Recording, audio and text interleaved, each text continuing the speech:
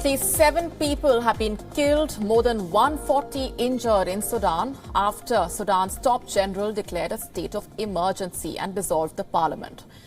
This move sparked protests within the country and condemnation from the world leaders.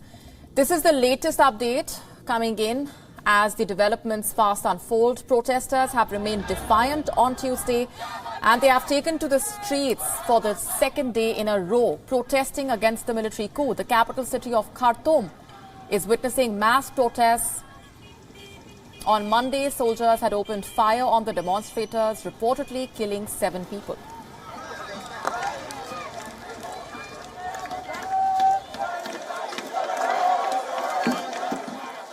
يضربوا رصاص ثلاث بتاع الصوت يضربوا البومبان ضربوا رصاص في 2 وقعوا ديل ماتوا انا شفتهم بعيني وفي بتاع تاتشر وطلعوا واحد عديل ورجعوا فيهم مرتين زول ده ثالث واحد انا شفته.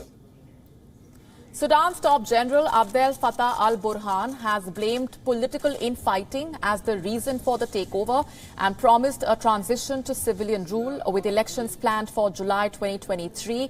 But Sudan's civilians remained unconvinced and protested all through Monday night. Videos have emerged on social media of the chaos that unfolded following the coup. People can be seen running from gunfire in the capital city of Khartoum. Young people were opposed to the barricaded streets and clashed with the troops there. Sudan is no stranger to a coup. In fact, the last attempt was foiled only last month and forged a divide between the military and the civilian leaders who have always been uneasy coalition partners. In 2019, Sudan's long-term authoritarian president Omar al-Bashir was overthrown. Though Bashir was removed by the military, mass street demonstrations demanding civilian rule forced the military to negotiate a plan aimed at moving towards a democratic government. The country was being run by the military and civilian leaders together on a joint committee known as the Foreign Council.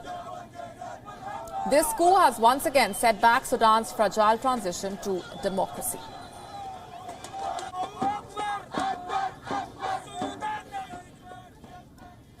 And for more on these developments, our correspondent Patrick Owet is joining us from Juba, South Sudan. Hi, Patrick. Give us a sense of the latest on the ground.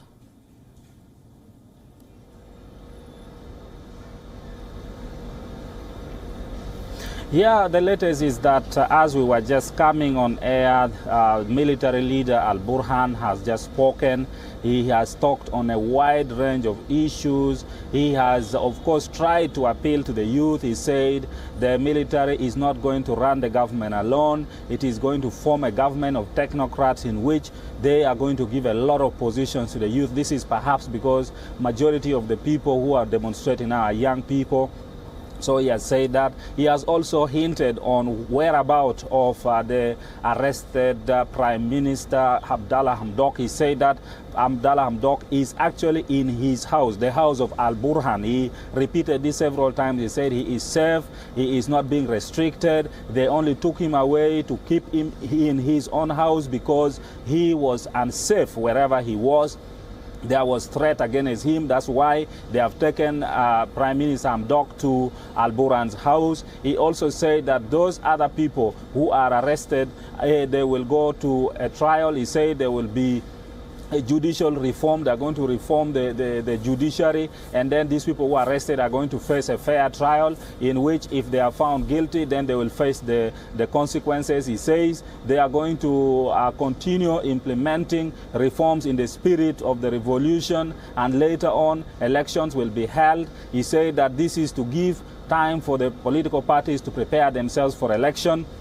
So he has actually addressed a wide range of issues, but the issue is that he is saying they want to stay in power and form a government, and the government will have some young people in it. So basically this is the latest from Khartoum now. What about the protesters? We have also been getting in those reports of the army opening fire on the protesters, reportedly leaving 7 people killed. Are the demonstrators still continuing to take to the streets against the military's move?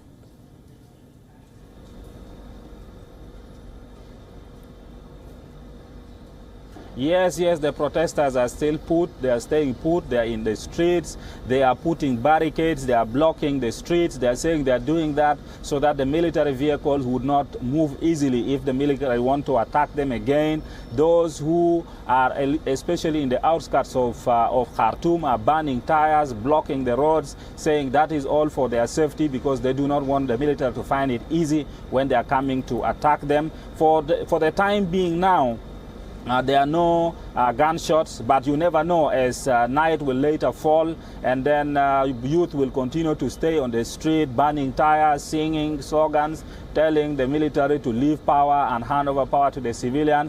This is normally where the gunshots begin, always in the evening hours. But for now, the gunshots are quiet as Burhan was actually speaking. Patrick Oyer, thanks very much for those updates. We're leaving there for the moment. WION now available in your country. Download the app now. Get all the news on the move.